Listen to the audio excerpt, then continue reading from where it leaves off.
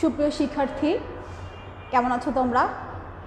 আশা করছি আল্লাহর অশেষ রহমতে ভালো আছো এবং সুস্থ আছো। আমিও ভালো আছি। ন্যাশনাল কলেজের অনলাইন ভিত্তিক শ্রেণী কার্যক্রমের ধারাবাহিকতায় আজকে আমি তোমাদের বাংলা প্রথম পত্রের একাদশ এবং দ্বাদশ শ্রেণীর বাংলা প্রথম পত্রের কবিতা ক্লাসে স্বাগত জানাচ্ছি। এর আগে এই কবিতাটা আছে কবি জীবনানন্দ দাশের লেখা। এই কবিতাটার উপরে আমি দুটো ক্লাস নিয়েছিলাম। তো আজকে এই কবিতার আলোকে আমার তৃতীয় এবং শেষ ক্লাস। তো শিক্ষার্থীরা এখনও যারা যুক্ত হওনি লাইভে যুক্ত হয়ে যাও। আর দূরান্ত থেকে বা যে যেখান থেকেই দেখছেন না কেন সবাইকেই আমি জানাচ্ছি এবং আমার ক্লাসে স্বাগত। শিক্ষার্থীরা উত্তরও মূল বক্তব্য।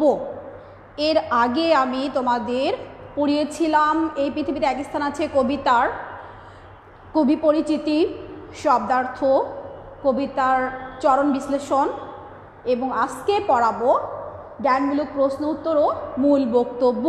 এই কবিতাটার আলোকে মূল বক্তব্য।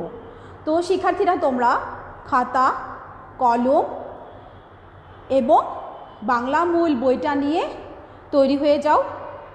আমি শুরু করতে যাচ্ছি। আচ্ছা, আসমা ওয়ালাইকুম আসসালাম। অ্যাঞ্জেল মৃত্তিকা ওয়ালাইকুম আসসালাম। সুম্মা তোমরা যারা যারা যুক্ত হয়েছো তোমাদেরকে অশেষ ধন্যবাদ। তো আমি শুরু করতে যাচ্ছি। দেখো, এই জীবনানন্দ দাশের রূপসী বাংলা নামক এই পৃথিবীতে এক স্থান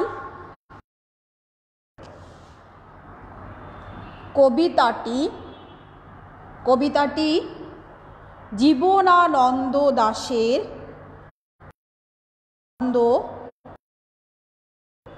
রূপসী বাংলা নামক কাব্যগ্রন্থ থেকে চয়ন করা হয়েছে। অর্থাৎ এই কবিতাটা নেওয়া হয়েছে কোথা থেকে? কবির রূপসী বাংলা নামক গ্রন্থ থেকে। আচ্ছা, কবির দৃষ্টিতে অসাধারণ সুন্দর এই দেশ। কবির দৃষ্টিতে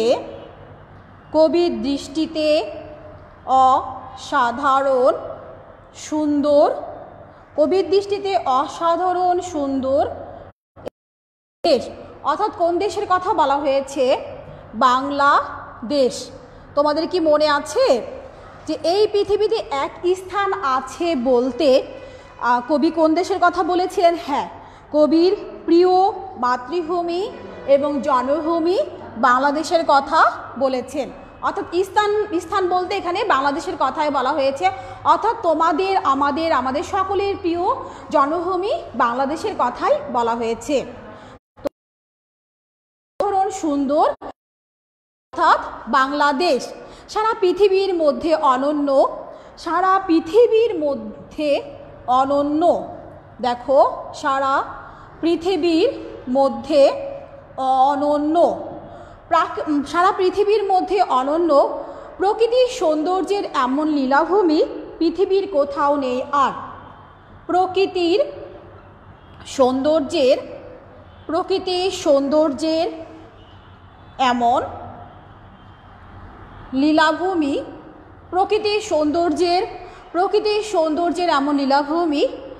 পৃথিবীর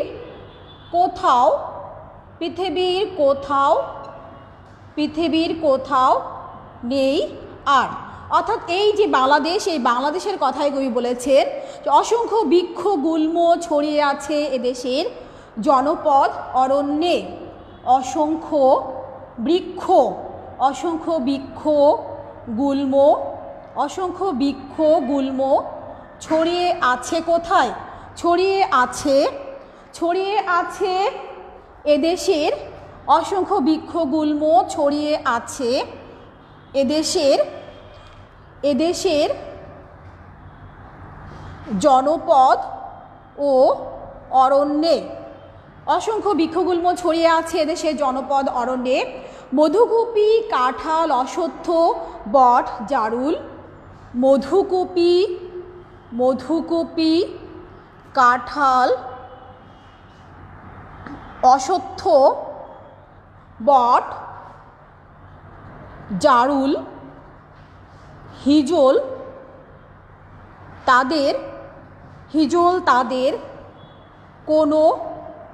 কোনোটিরই নাম। অর্থাৎ এই কবিতায় কবি যে বৃক্ষগুলোর কথা উল্লেখ করেছে, দেখো উল্লেখ করেছেন যে মধুকুপি, কাঁঠাল, অশ্বত্থ, বট, জারুল, হিজল, অর্থাৎ এই যে অসংখ্য বৃক্ষ এবং গুল্মগুলো ছড়িয়ে আছে এদেশের জনপদ অরণ্যে। অর্থাৎ প্রাকৃতিক সৌন্দর্যের লীলাভূমি এই বাংলাদেশের কোনো কিছুই কবির দৃষ্টি কিন্তু এড়ায়নি, যে কারণে কবি তার কবিতায় এই বিষয়গুলো তুলে ধরেছেন। আচ্ছা, এদেশের পূর্বাকাশে যখন সূর্য ওঠে মেঘের আড়াল থেকে, দেখো এদেশের পূর্বাকাশে যখন সূর্য ওঠে মেঘের আড়াল থেকে তার রং হয় করঞ্চা। করঞ্চা মানে হচ্ছে করমচা ফুলের যে রং, করঞ্চা রঙিন। আচ্ছা, করঞ্চা রঙিন। তারপরে দেখো, আচ্ছা আমি একটু দেখে নিই যে তোমরা কি আমার কথা ঠিক মতন শুনতে পাচ্ছ কিনা বা বুঝতে পারছো কিনা, বোর্ড ঠিক মতন দেখা যাচ্ছে কিনা। শিক্ষার্থীরা বোর্ড ঠিক মতন, তাজুল ইসলাম ওয়ালাইকুম আসসালাম, রুহুল আমিন ওয়ালাইকুম আসসালাম, বোর্ড ঠিক মতন দেখা যাচ্ছে কিনা আমাকে একটু বলো, যে কমেন্টসের মাধ্যমে জানাও যে বোর্ড দেখা যাচ্ছে কিনা বা বোর্ডের লেখাগুলো বোঝা যাচ্ছে কিনা শিক্ষার্থীরা।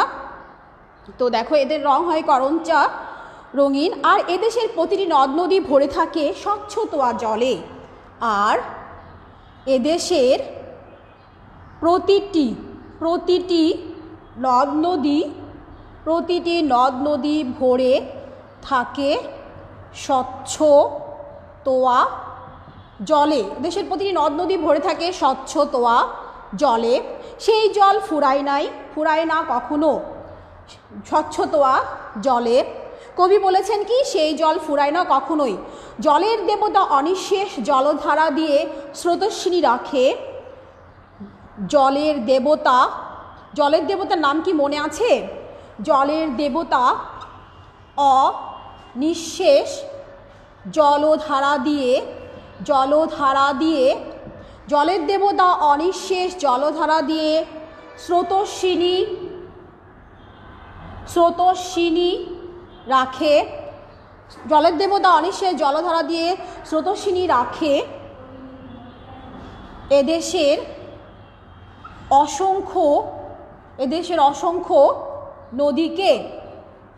আচ্ছা শিক্ষার্থীরা দেখো যে বাংলাদেশ প্রাণী আর প্রকৃতির ঐক্য সংহতিতে একাকার। বাংলাদেশ প্রাণী আর প্রকৃতির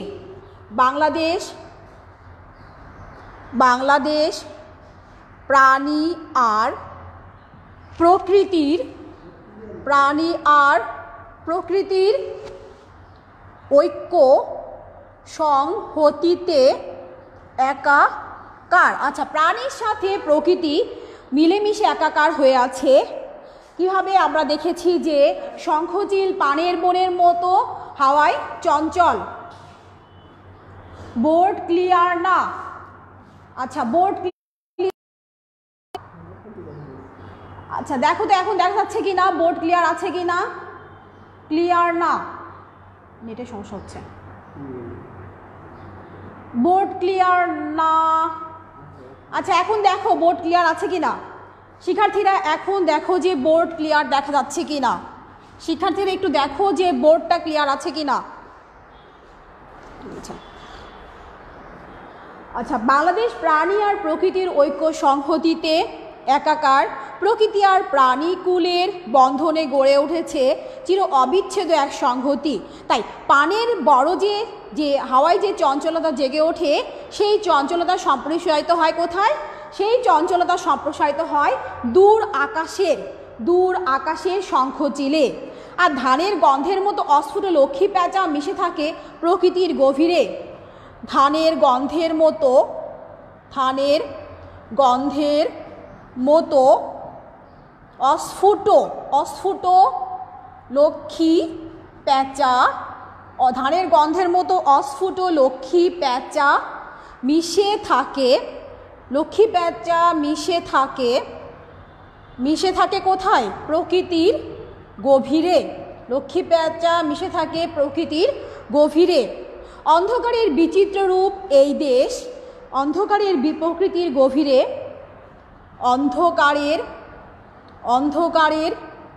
বিচিত্র রূপ এই দেশে, অন্ধকার ঘাসের উপর নুয়ে থাকে লেবুর শাখা। দেখো শিক্ষার্থীরা, অন্ধকার ঘাসের উপর নুয়ে থাকে, অন্ধকার ঘাসের উপর নুয়ে থাকে লেবুর শাখা। অন্ধকার ঘাসের উপর নুয়ে থাকে লেবুর শাখা। সুদর্শন উড়ে যায় অন্ধকার সন্ধ্যার বাতাসে। সুদর্শন কে? সুদর্শন এক ধরনের পোকা। সুদর্শন উড়ে যায় অন্ধকার সন্ধ্যার বাতাসে। আচ্ছা শিক্ষার্থীরা দেখো যে বোর্ড দেখা যাচ্ছে কি না? বোর্ড এখনো দেখা যাচ্ছে না? আর একটু ভালো করে দেখো যে বোর্ড ক্লিয়ার কি না। এখন দেখো, দেখতে পাচ্ছ কিনা বোর্ড? নেটের সমস্যা হচ্ছে মনে হয়। আচ্ছা, নেট স্লো। আচ্ছা শিক্ষার্থীরা দেখো যে বোর্ড এখন দেখো যে ক্লিয়ার কি না। বোর্ড কি দেখা যাচ্ছে? সুদর্শন উড়ে যায় অন্ধকার সন্ধ্যার বাতাসে। জন্ম দেয় শঙ্খমালা নামে রূপসী নারীর হলুদ শাড়ির বর্ণ শোভা। জন্ম দেয় শঙ্খমালা নামের রূপসী নারীর হলুদ শাড়ির বর্ণ শোভা। রূপসী হলুদ শাড়ির বর্ণ শোভা। কবির বিশ্বাস পৃথিবীর অন্য কোথাও শঙ্খমালাদের পাওয়া যাবে না। কবির বিশ্বাস পৃথিবীর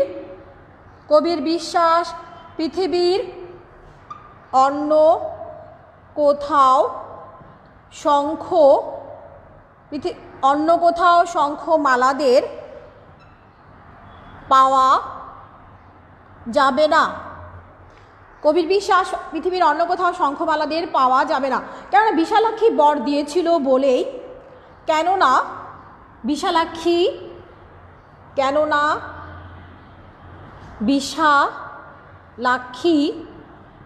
বর মানে কি? আশীর্বাদ। বিশালাক্ষী বর দিয়েছিল বলেই নীল সবুজে মেশা। বিশালাক্ষী বর দিয়েছিল বলেই নীল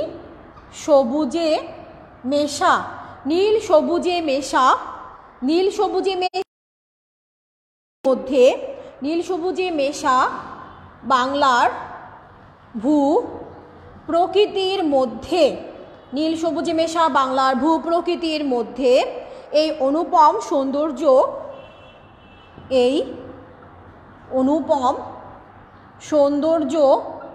সৃষ্টি হয়েছে। শিক্ষার্থীরা এই গেল হচ্ছে এই কবিতার মূল বক্তব্য।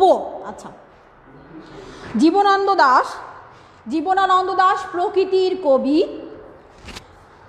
জীবনানন্দ দাশ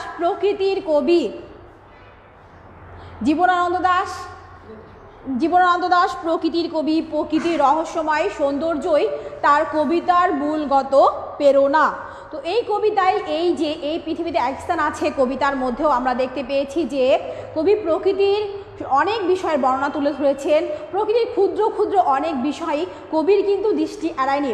প্রকৃতির যে সৌন্দর্য, সে সৌন্দর্য কিন্তু মিলেমিশে একাকার হয়ে গিয়েছে। এই কবিতায় আমরা পেয়েছি প্রকৃতির সাথে প্রাণীকুলের যে অবিচ্ছেদ্য বন্ধন, যে চির এক সংহতি, যে মেলবন্ধন, সেটাও কিন্তু আমরা এই কবিতার মাধ্যমে শিক্ষার্থীরা পেয়েছি এবং বুঝতে পেরেছি। তো এবার শিক্ষার্থীরা আমি কিছু জ্ঞানমূলক প্রশ্ন নিয়ে বলেছি আজকে আলোচনা করব। তো এই গেল হচ্ছে তোমাদের মূল বক্তব্য, কবিতার যে মূল বক্তব্য সেটা। এবার কিছু জ্ঞানমূলক প্রশ্ন নিয়ে আলোচনা করব।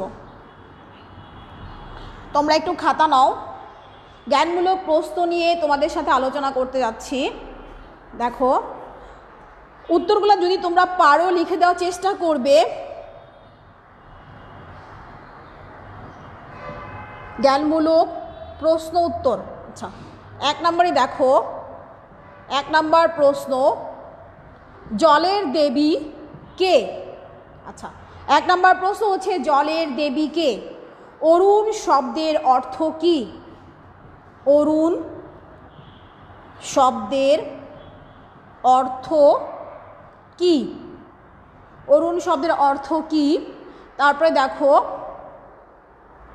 যে এই পৃথিবীতে এক স্থান আছে কবিতায় কয়টি পাখির নাম রয়েছে?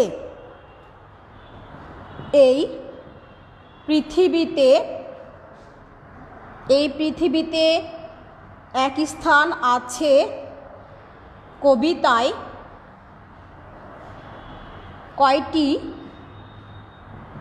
পাখির নাম রয়েছে? কয়টি পাখির নাম রয়েছে? শিক্ষার্থীরা একটু দেখি উত্তর দেওয়ার চেষ্টা করো কমেন্টস বক্সে, পারো কি না? স্যার বোর্ড দেখা যাচ্ছে না। আচ্ছা, আর একটু দেখো যে বোর্ড দেখা যাচ্ছে কি না। প্রথম প্রশ্নটা হচ্ছে জলের দেবীকে, জ্ঞানমূলক প্রশ্ন জলের দেবীকে। দ্বিতীয় প্রশ্ন হচ্ছে অরুণ শব্দের অর্থ কি? তৃতীয় প্রশ্ন হচ্ছে এই পৃথিবীতে এক স্থান আছে কবিতায় কয়টি পাখির নাম রয়েছে? এই পৃথিবীতে এক স্থান আছে কবিতায় কয়টি পাখির নাম? আচ্ছা, জলের দেবীকে আমি উত্তরটা লিখে দিচ্ছি। জলের দেবী হচ্ছে বারুণী। জলের দেবী হচ্ছে বারুণী। অরুণ শব্দের অর্থ সূর্য। সূর্য। এই পৃথিবীতে এক স্থান আছে কবিতায় দুইটি পাখির নাম রয়েছে, দুইটি, শঙ্খচিল আর লক্ষ্মী প্যাঁচা। শঙ্খচিল আর লক্ষ্মী প্যাঁচা। তোমরা একটু লিখে নাও। আচ্ছা, বোর্ড যেহেতু দেখা যাচ্ছে না আমি মুখে বলছি। দেখো জলের দেবীকে, জলের দেবী হচ্ছে বারুণী। জলের দেবী বারুণী। 2 নম্বর জ্ঞানমূলক প্রশ্ন হচ্ছে অরুণ শব্দের অর্থ কি? উত্তর হচ্ছে সূর্য। 3 নম্বর প্রশ্ন হচ্ছে এই পৃথিবীতে এক স্থান আছে কবিতায় কয়টি পাখির নাম রয়েছে? উত্তর হচ্ছে 2টি পাখির নাম রয়েছে। আচ্ছা, এবার যাই 4 নম্বর প্রশ্নটা একটু দেখো। এরকম সমস্যা। 4 নম্বর প্রশ্ন দেখো যে কোন প্রাণী হাওয়ায় চঞ্চল থাকে? কোন প্রাণী হাওয়ায়, কোন প্রাণী হাওয়ায়, কোন প্রাণী হাওয়ায় চঞ্চল থাকে? কোন প্রাণী হাওয়ায় চঞ্চল থাকে? কোন প্রাণী হাওয়ায় চঞ্চল থাকে? তারপর দেখো যে কে বিশালাক্ষীর বর প্রাপ্ত? কে বিশালাক্ষীর, কে বিশালাক্ষীর বর, বর মানে হচ্ছে আশীর্বাদ, আশীর্বাদ প্রাপ্ত। কে বিশালাক্ষীর আশীর্বাদ প্রাপ্ত? কিসের গন্ধ অস্ফুট তরুণ? কিসের গন্ধ, কিসের গন্ধ, কিসের গন্ধ অস্ফুট, অস্ফুট তরুণ? কিসের গন্ধ অস্ফুট তরুণ? 7 নাম্বার দেখো, 7 নাম্বারটা দেখো যে ট্রাম দুর্ঘটনায় কোন কবি মৃত্যুবরণ করেন? ট্রাম দুর্ঘটনায়, ট্রাম দুর্ঘটনায় কোন কবি মৃত্যুবরণ করেন? ট্রাম দুর্ঘটনায় কোন কবি মৃত্যুবরণ করেন?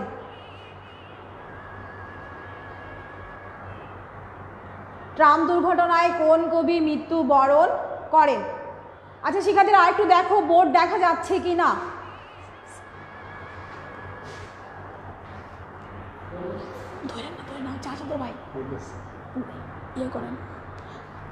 শিক্ষার্থী দেখো তো এখন বোর্ড দেখা যাচ্ছে কি না?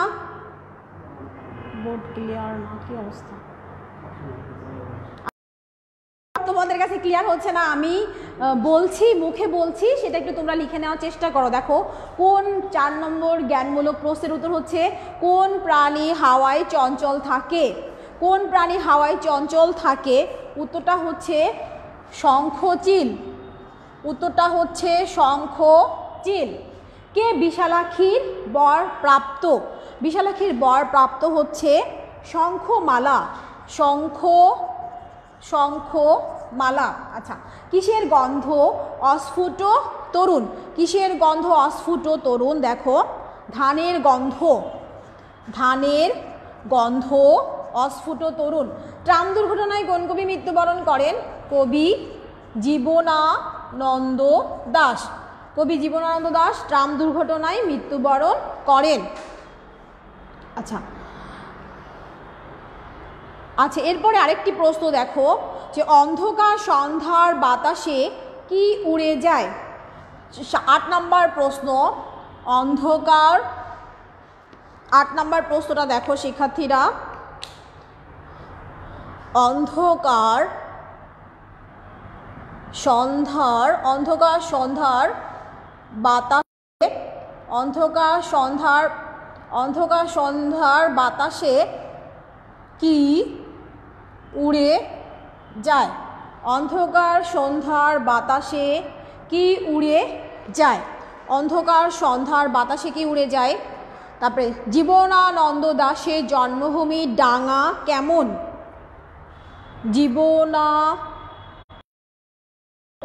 দাশের জন্মভূমির ডাঙা কেমন, অর্থাৎ ডাঙা দেখতে কেমন? আচ্ছা ডাঙা দেখতে কেমন?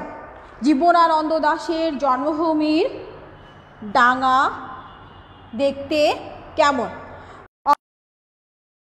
উড়ে যায় অন্ধকার সন্ধ্যার বাতাসে উড়ে যায় সুদর্শন। আচ্ছা জীবনানন্দ দাশের জন্মভূমির ডাঙা ডাঙা হচ্ছে সবুজ। ডাঙা সবুজ। আচ্ছা এবার আমি 10 নম্বর আরেকটি প্রশ্ন দিচ্ছি দেখো। এই পৃথিবীতে এক স্থান আছে কবিতায় কোথায় বারুণী থাকে? এই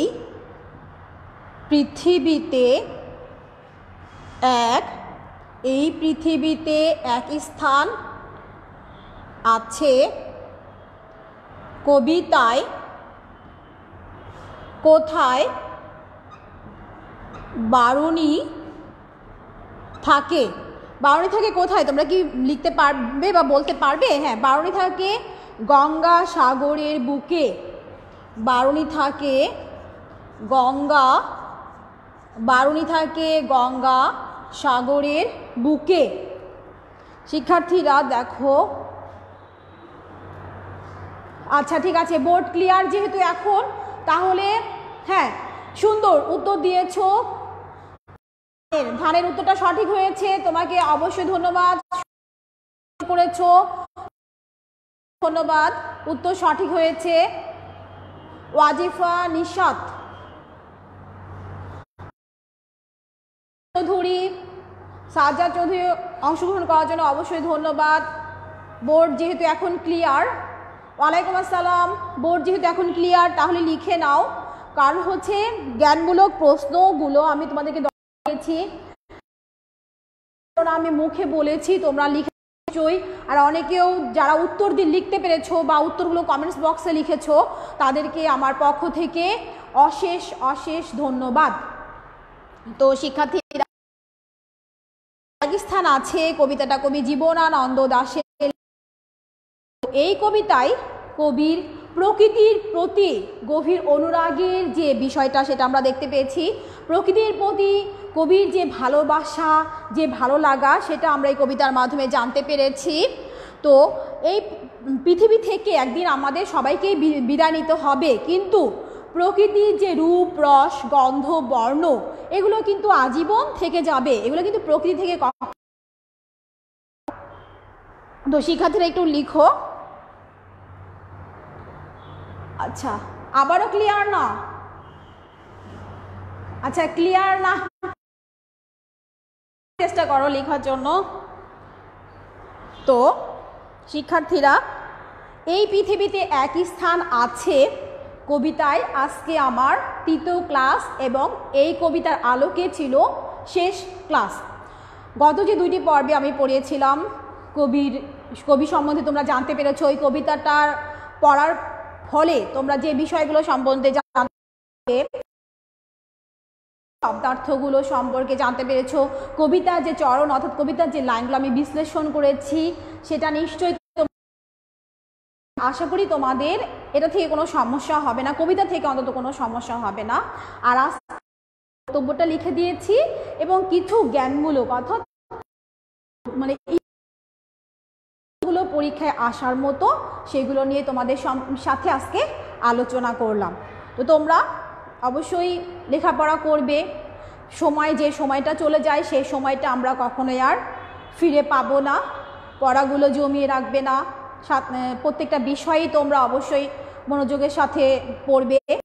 তোমরা প্রত্যেকটা ক্লাসেই অবশ্যই প্রত্যেকটা লাইভ ক্লাসে অংশগ্রহণ করবে, এবং তোমরা সেই ক্লাসগুলো যে বন্ধুরা, তোমাদের যে বন্ধুগুলো ক্লাসগুলো দেখতে পারে না বা দেখতে পায় না, তাদের জন্য সাথে সাথে দেখতে পায় না, তাদের জন্য তোমাদের কাজ হবে ক্লাসগুলো শেয়ার করা। তোমরা ক্লাসগুলো শেয়ার করবে, তাহলে তারা সেখান থেকে ক্লাসগুলো দেখতে পারবে এবং পড়তে পারবে এবং তোমরাও উপকৃত হবে।